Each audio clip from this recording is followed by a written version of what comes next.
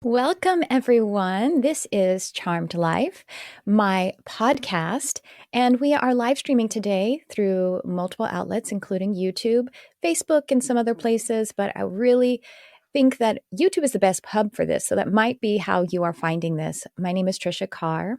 I am an intuitive, a spiritual teacher, an empathic channel, and a transpersonal hypnotherapist if we haven't met before. And I want to invite you to like, subscribe, share, comment, and click the little bell to get notifications on the YouTube channel about when I am going live. Now, I'm doing my podcast live here on, live streaming.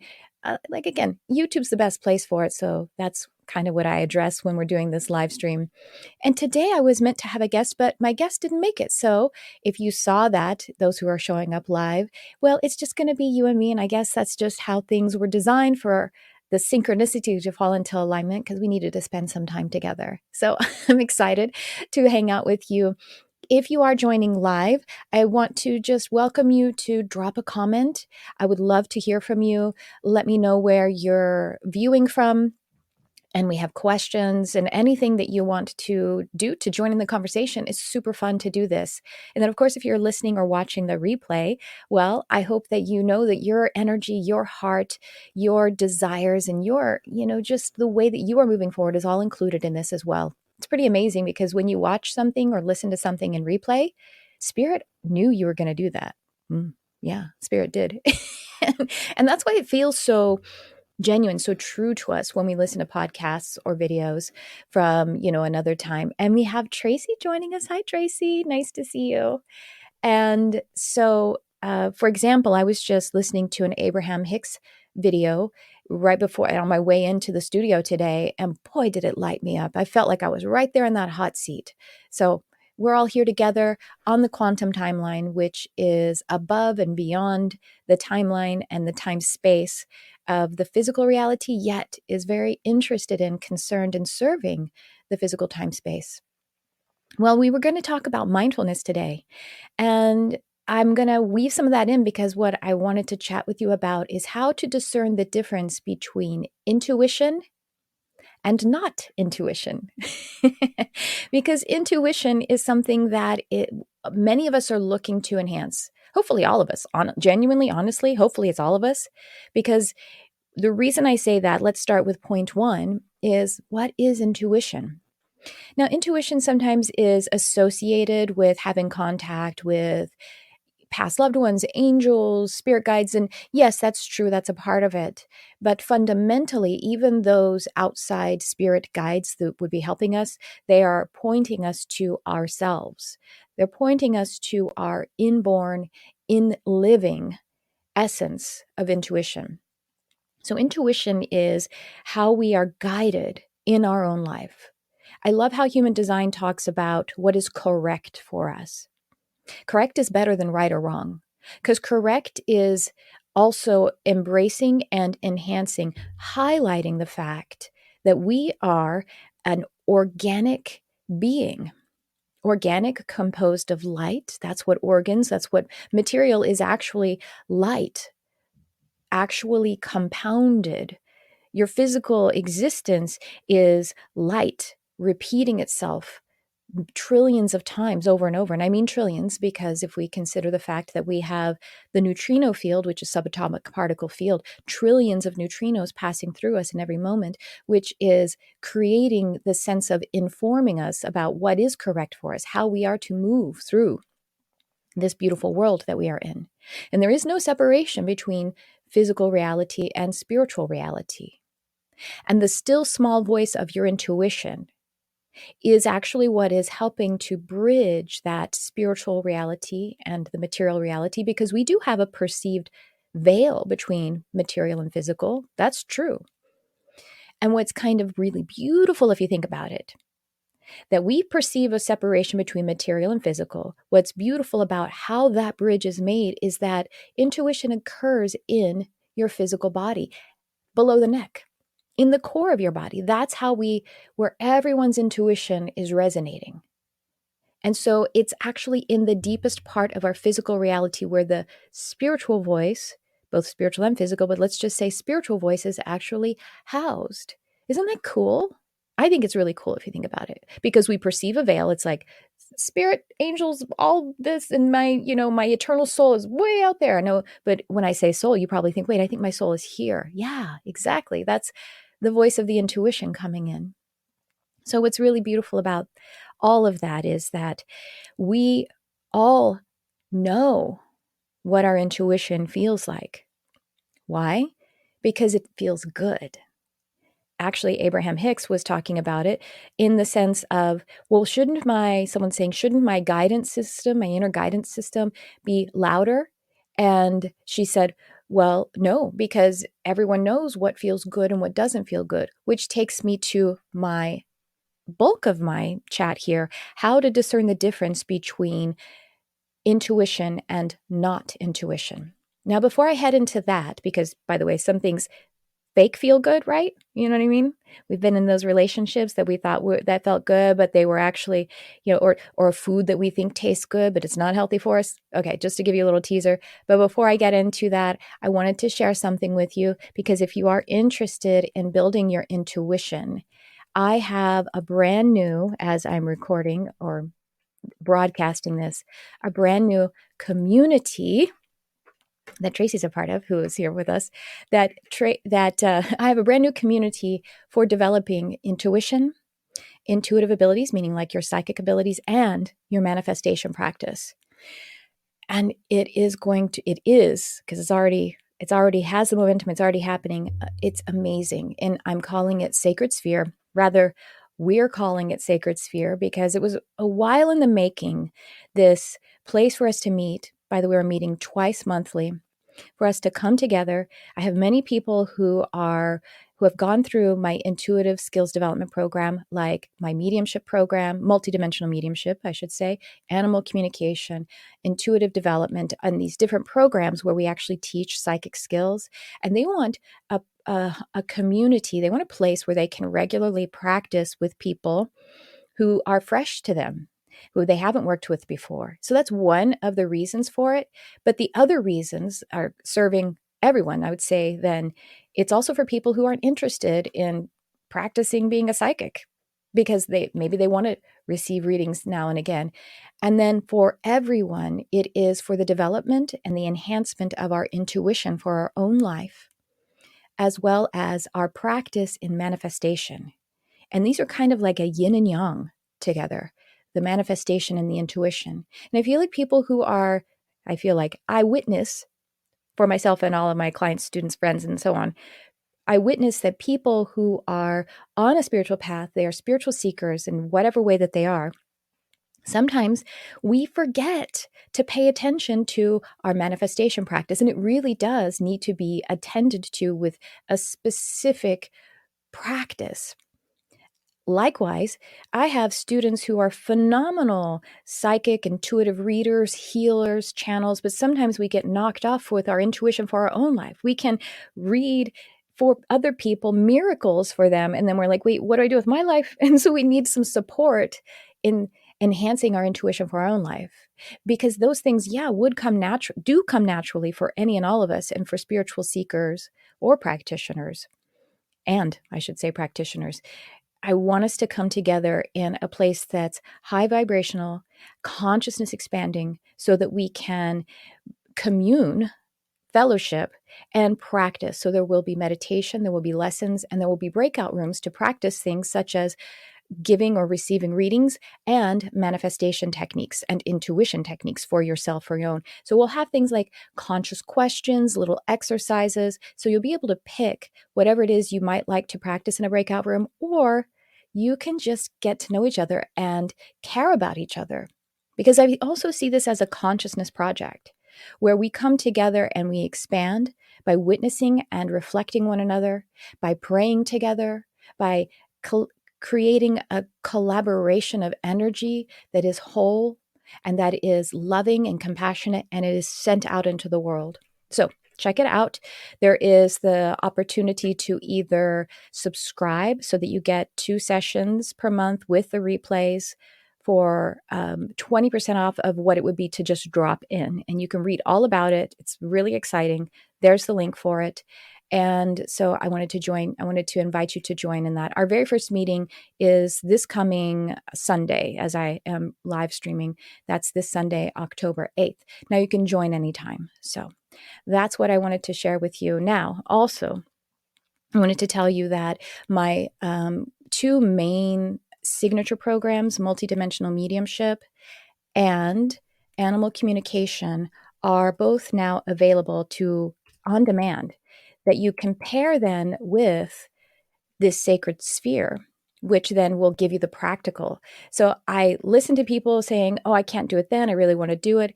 And this is my response to it. That way it's evergreen, it's available, it's alive. And then you can bring your actual practical application to it, to the sphere. So those are a couple of areas I wanted to direct your attention to. We have the mediumship link I just put in there. And now I'm going to put animal communication in there. And then you can add that sacred sphere. So back to our chat. How to discern the difference between intuition and not intuition. So as I said, intuition occurs in the physical body. Your intuition is in the body from the neck down. And if you are in learning about human design, or you're in your human design experiment, you will hear about your authority. And that's another way to say how you will know your intuition, how it is unfolding for you. And that is all in the body as well. And especially, so for example, I'm a reflector. And so in a strict traditional human design manner of speaking, I have no inner authority. That's how it's not true. But, it's like, or some people call it lunar authority, where I make decisions after at least 1 month of going through the lunar cycle. And that's all true. The way it's stated sometimes doesn't really ring true for some of us reflectors. Honestly, all of the reflectors that I've talked to. But anyway, having said that, that doesn't mean that I can't make a choice for myself in my life. And I have to make choices every day, right? And some choices are more correct for me or not. In the way that I would have a sense of what is correct for me today is my intuition that is occurring in my body. And that is, for me, it can be in different areas of below the neck, but it does seem to centralize in the heart and gut area. And so anyway, just to give us a little understanding of that. So again, how to discern the difference between intuition and not intuition. As I mentioned earlier, intuition feels good. It is an encouragement. It's a healthy feeling. And even when there is something that is a caution, it will still feel good as you receive the caution. You can then choose to respond fearfully after you receive the caution.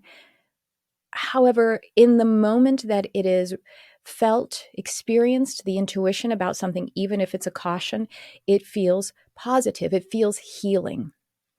And so there's what intuition is and what it feels like. And what it is not looping thoughts. It is not confusion, and it's not centered up here in the head. The head mind is really the passenger to the gut mind, the heart mind, and then the other way that your intuition is showing up for you, like as your human design authority, how those are being filtered, or how the cycle of that is being made aware to you. And then these things pop up to the mind that's more localized to the head, and that's the passenger. It is the task doer. We have logic, reasoning, analysis, willpower, and decision-making that occurs more in this conscious mind aspect. This is subconscious, this is conscious. And we do need this part. We actually need all of it, and we need to know when we are doing one or the other. Because if we receive, for example, something that comes at us and we feel it strongly in the body and it's a not intuition, the head can come in, the head mind and can come in and say, that's not logical. So what I mean by that is if someone says to you something that's gossipy, you know, someone says like, ooh, this person is out to get everyone. And then it can kind of hit you and you might not even realize at first that there's a slight fear. You might just notice it as excitement. I mean, I think we can all relate to this. It's happened. We notice it as excitement. And then there's a kind of like, ooh, yeah, I want to get that person or I want to blame that person. You know what I mean? And it's a false feeling goodness. And then the head could say, wait, is that logical that this person is out to get everyone? Is that gossip? So it can actually come in and help to filter some of that stuff that is going wrong in the subconscious, you see? So we have to be able to be more clear about what is intuition and what is not intuition. So let me break that down for you. Some of the things that are not intuition. Not intuition is anxiety, fear response, depression, because anxiety and depression are kind of two sides of the same coin, or addiction. Now, I'm going to break down each one of these, but I want to start with addiction in case you're like, what do you mean addiction? I'm not an alcoholic or I don't have a drug problem. Addiction is a spectrum, of course, right? Isn't addiction a spectrum? Addiction, if we think of it as a spectrum, even one that may not be devastatingly compromising our health to eat sugar when we want to be comforted, it still is actually going around a process that is healthy for us. It is a mask to something that is healthy for us. You know, like this is actually really interesting. Spirit showed me actually on the way we were in here that if you have an association with, let's say, sugar, that it will comfort you. And even if it's not like, oh, I don't have a huge habit of it, it's, every now and again I get a little stressed out and I want a cookie. Oh, maybe it's not compromising your health, but it's still not a healthy choice, especially if it is to comfort us away from processing something negative. Now, I'm not advocating for a purist lifestyle that you never have a cookie. I'm just talking about I'm talking about it wouldn't be healthy to have a stress experience and then falsely soothe it away with something like sugar, right? I mean, we can all agree on that, I think. Now, the reason that we might have that, yes, might be because of an association from childhood when we fell off our bike and skinned our knee and mom wanted us to feel better. And so she gave us a cookie with all of her, best intentions, or birthdays were so wonderful and we got cake and it was a great celebration. So of course, these little associations are made, sometimes completely innocently, which is fine because then, it's our job to unpack those things, and that's a part of our individuation. It's a part of our personal development, which leads to our spiritual development.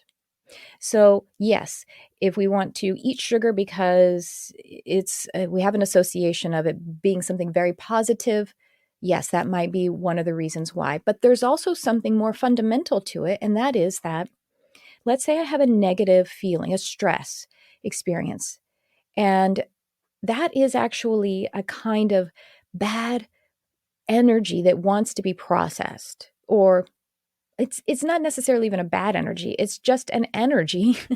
It's actually chemicals. It is adrenaline and cortisol, which are actually healthy to us in the proper measure and at the proper times. It would actually be healthy for the physical body, for us to have a stress response if we were literally needing to hunt for our food or run for our lives.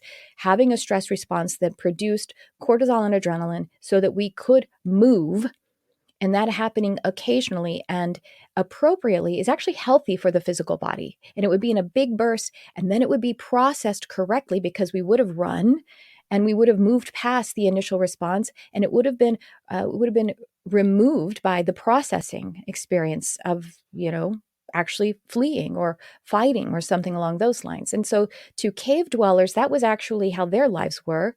And it was healthy for them to occasionally have a stress response that created cortisol and adrenaline in the physical body. They would run, they would flee, and then they would be done. And then along the lines there, we also have dopamine being produced and all of that, but it gets removed from the physical body when the correct process follows it. Now, for us in our modern world, we aren't being chased by lions and we don't have to hunt for our food. We have a low level of stress response. Much more commonly, it doesn't get processed. We have a low to moderate level of adrenaline, cortisol regularly in our bodies. We get an email from our boss, or even just like we see something on Instagram and we get, and we get a low level of that more consistently and it doesn't get removed. That's unhealthy for the body. So again, when I say a negative chemical, it's not because fundamentally something like cortisol or adrenaline is negative. It's because the way that it's existing in our bodies and in our lives is unhealthy for us. So we have we have stress. We have an unhealthy thing that needs to be processed. Basically, it needs to come out. Well, that's uncomfortable. And so what do? The thing that's even more unhealthy for us, we actually take something unhealthy and put it in. You see, it's a false processing. Instead of processing something that comes out of you, like that stress and that stress chemical, we actually take some other chemical, sugar, and we process it inward. It's still going through the same pipeline, if you will, energetically speaking, but it's actually compounding it. So that is when I say an addiction response. When sometimes people are like, oh, I'm going to intuitively eat. Right now, my body wants a hot fudge chocolate sundae. Well, does it, or does the stress response inside of you that's masking that? Yes, there's a craving maybe. That's different. A craving that is associated with something more of an addiction response is different than intuition. It's a false feel good, right? If you think about it also as lust. Now, lust isn't necessarily a bad thing if it is in a safe and correct expression. We're talking about physical lust, with someone that it is safe and it is consensual and it is caring and all of that kind of stuff. Lust is something that can be positively infused into a sexual encounter. But lust that is causing harm to you or others in some way, even though it has this false feeling good energy about it, that pursuit energy that's not healthy for you, well, then that would not be that. That would be more in the alignment of an addiction voice than the voice of intuition. Now, the other three things I mentioned, fear response, when we feel a fear in our body, and we want to, that's not the fear in the body that we feel, that emotions happen as chemicals all throughout the body. And then wanting to resolve it as quickly as possible by any means and moving quickly towards something that's not intuition either. And then, of course, I said just stress and kind of talked about stress already. The stress. And then, of course, depression, where we have that opposite feeling of anxiety. There's a fine line there, and we want to resolve it. And sometimes that can be related to the food or other addiction kind of soothing, false coping mechanisms. Well, they're coping mechanisms, but they're false soothing mechanisms because they are unhealthy and they are ultimately compounding the lack of health that is already occurring within you. So we need to be able to discern the difference, to sum this up, between intuition and not intuition. And the not intuition, just a few of the ways I've been talking about so far. The fear response, a stress, a fear response, the thing that's like depression, anxiety, both of those are kind of one or the other. And then, of course, the voice of addiction, the spectrum of addiction. So that's what I have for you. And again, if you want a place where you can explore that more, we have lessons, we have community, we have ways to actually talk about it. You want to join my Sacred Sphere, there is the link for it there. That is a twice monthly meeting place, beautiful community where we're coming together as a place to develop community, yes, also intuition, intuitive abilities, and manifestation. And boy, manifestation has been just a thing for me lately. It's like I'm having a manifestation awakening, and I just love that about the lives that we lead. And I'm going to look at some of the comments here. We have Tracy saying, hi, sugar, one of my few remaining bad habits. Yeah. And, again, when we are shaming, and I'm not saying that you are, Tracy, I just want to address this generally.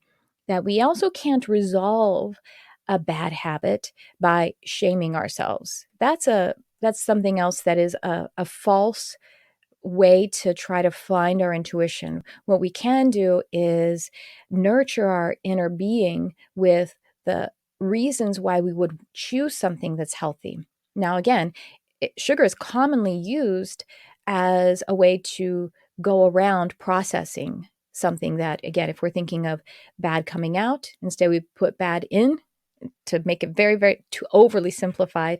That's what's happening here. I have a friend who is on a sober journey and had for like 7 or 8 years, but had continued to smoke occasionally, and their habit wasn't even that compromising. They could go. I'm obscuring this person's identity. That's why I'm saying, very little about them. And so, they could maybe have one a day or maybe go several days without one. It wasn't really like a big addictive a habit for them. But they said, I decided to cut it out completely because I became very aware of the fact that when I wanted a cigarette was because there was an uncomfortable feeling, some kind of uncomfortable emotion that I didn't want to process. And I just didn't want to do that to myself anymore, in addition to obviously poisoning yourself with the actual chemicals of the thing, right? But I loved the awareness of the emotional health that they selected instead by cutting out that habit. And what a beautiful example of a way to make positive and healthy choices for yourself. And let me see, who else I have here. Oh, thank you, John. Oh, I love that. Thank you.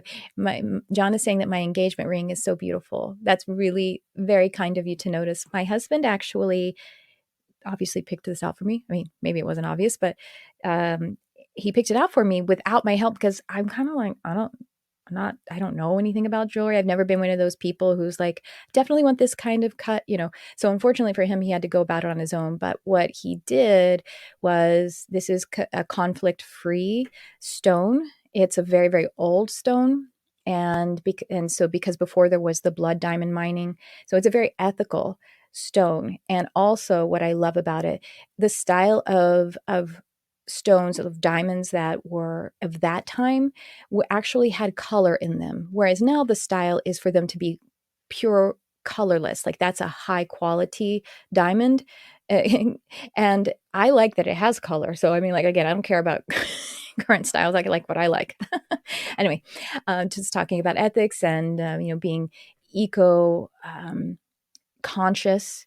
So by the way, I'm feeling led, and we're going to probably close this one out. But again, if you have anything else you want to chat about here on the live stream, drop a comment there.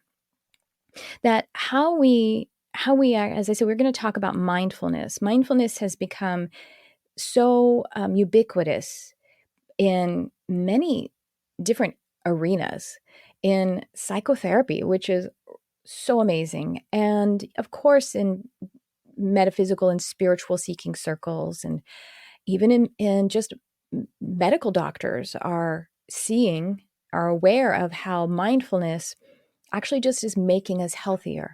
So that, generally, building the mindfulness practice is what helps you to discern and continue to build the discernment, because it's a lifelong process between what is intuition and what is not intuition. And so giving yourself the opportunity to be in the moment and in your body. My husband does a mindfulness technique where he expands his awareness as wide and far as it wants to. So if he's on a walk, or if he's playing tennis, these are some areas where he's been using as a specific practice for mindfulness. He'll expand his awareness. Now, with tennis for him specifically, this has been a great outlet for him to practice mindfulness, because tennis is like, sports are generally kind of a war game, right? I mean, the racket would be more like a sword, I guess. But he wanted to make it to where he stayed in his body as much as possible, rather than abandoning his body with his awareness, judging himself, judging the moment. And he has, interestingly, found himself to have a lot more stamina in a game, to have less soreness or kind of workout hangover. You ever get those where you work out a lot and then you get a headache and stuff? He has and injuries. His injuries are way down just by having the mindful practice of staying present and staying in your physical body. And ultimately, that's what mindfulness is. It's staying in your body. The times that we go outside of our body, what I mean by that is projecting into the future, worrying about the past. Those are just some examples of it, because we're trying to take our awareness to some other timeline that isn't now. We actually are removing our consciousness. We're removing our awareness from our body. Presence in the body is what mindfulness is. So then you can see how that dwelling in mindfulness helps us to stay in the body where the intuition is, where that small, still voice of intuition is. And if you want to get a little mystical about it, intuition is the voice of God in me, or I am, the whole I am identity. I love to look at different sacred texts, and there's one sacred text that kind of goes, and it's ancient in one thought or one paradigm, and then it's moved into another one.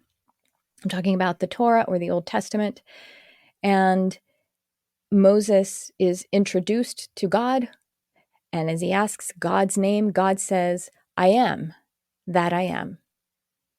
And so if we imagine that we all each have an I am identity, that is how we are a copy of source energy or creator energy.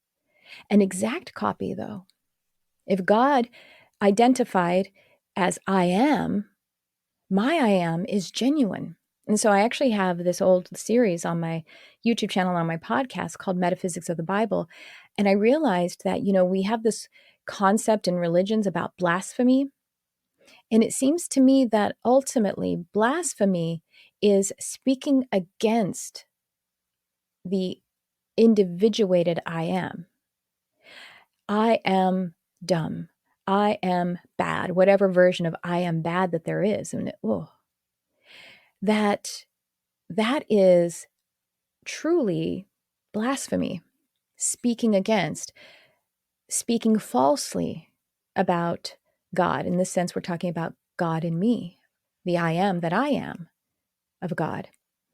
And now, again, where we might feel that, when I've done something wrong that I want to correct, it doesn't necessarily have to be an identity where I am bad.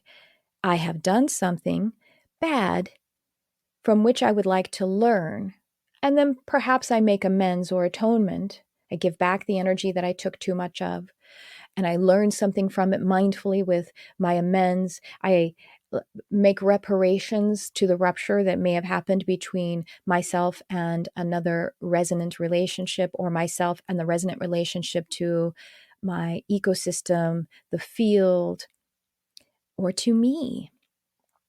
Yet to hold identities that are against the I am, that really does us a lot of harm. And I think that damages our intuition. And so we probably have a lot of those that we are sort of excavating from our shadow throughout our life, because we didn't know better at other times, or maybe we didn't realize we were doing it at the time. I have someone here I want to highlight. This is Nature Girly 888. I love that. I have been lately expanding my awareness while driving, and have been able to intuitively and consciously flow ahead of the moves of the other drivers that they're making. Ooh, that's cool. And what a fun game. What a fun way to play with mindfulness and your intuition. I think that's beautiful. Thank you so much for sharing that. That's a great practice. Well, I think that's a lot of stuff that we talked about today. I had a really great time. And again, I will be going live either with a guest or on my own on Thursdays at 11 a.m. Pacific weekly. Maybe some exceptions here or there, if obviously I'm not in the health of it. I'm planning on actually creating some more live times, both here on like YouTube, possibly on Instagram, and also on Insight Timer. these are some things that I'm cooking up. So check the show notes, because I have for you the different ways that you can know when I'm going to do that. Primarily, especially, is joining my mailing list. My mailing list are the people who know about anything that I'm doing, that, how you can play with me in these areas if you would like, including when I go live and all that kind of stuff. And also, by the way, I do give scholarships for things like my sacred sphere that I've been talking about. I'm going to pop that up here again. Sacred Sphere, which is my twice monthly community for intuition, intuitive ability, and manifestation development. And I have scholarships that I give for that, and other programs as well. And I only offer them on my mailing list. So that's the way for you to stay in on all of the cool things. So there's actually, I don't think I have it there as I'm doing this live right now, but there is, I will put in there, if you're listening to the replay, a link for a way for you to join my mailing list by way of getting something that is like a meditation or some other really cool free gift. Now, one thing else that I want to mention before I sign off is that I have my modern mystic. I'm hesitating because I'm multitasking. I'm live producing this show at the same time. Modern Mystic is a very low cost. It's just $11.11 per month. And this is a really rad community as well. Oh, let me put that one up. We meet twice per month, once for a live meditation that I lead, and then once for a live cool workshop that I lead. And the workshops are pretty esoteric. That's the idea of it, to be exploring the space of mysticism. For example, I'm on this little bit of a series. I say a little bit of a because I did one last month. I'm doing one this month with channeling Archangel Raphael this month for the live attendees who come. And for the questions that they're asking, I actually am staying in the channeling state, almost all of the workshop, probably about 90 minutes of the 2 hours of the workshop, with someone actually moderating. Have you ever seen how Bashar does it? He has someone like who brings up the questioners. That's what we're doing. And what's so rad about that is, it just, for me at least, it gets really deep. And so people ask questions about either themselves, like for personal insight. But I really love also the questions that are about, again, esoteric topics, like how the universe works, because I get to learn alongside. I have to watch the replay or read I transcribe it because I don't like to watch myself. It's like, it's too much. Not in a self-deprecating way, just like I'd rather read it than watch myself back. But anyway, I'm doing Archangel Raphael this month in the Modern Mystic. It's on October 15th. Yeah, that's when we're having that workshop. And then we're having the live meditation on October 11th. Anyway, $11.11 a month for those two things. Plus, throughout the week, 2 to 4 times per week, I deliver to you through SMS text exclusive content like parts of workshops, other meditations and things. So it's like a way to keep you kind of inspired throughout your whole month, honestly. And it's so low cost and the value is so high, and I just love it so much, and the community is amazing. So there you go. There's that. And let's see, are there new comments? I want to see who else is talking here. Oh, yeah. All right. So then finally, also remember that I have animal communication and multidimensional mediumship, which are multiple module courses that are now on demand for you to develop these skills. And then you can join the Sacred Sphere so that you can have the practical development of it in a beautiful community. I think that's it. Just to be able to remind you that your intuition is there for you, and you do have a relationship with it. You do know what it feels like to feel good, to feel a healthy, good feeling, and to deepen your mindfulness about that, to cultivate it so that the still small voice becomes more distinctive. It doesn't really become louder.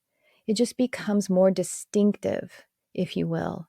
Like when you identify different flavors and your favorite coffee or tea or something like that, the more that you dwell in that subtlety of your own energy, the more it becomes clear, and then you trust following that guidance. So that's what I have for you.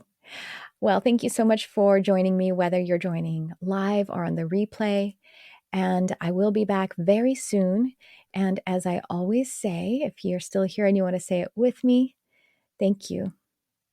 Thanks for tuning in. I love you, whoever you are.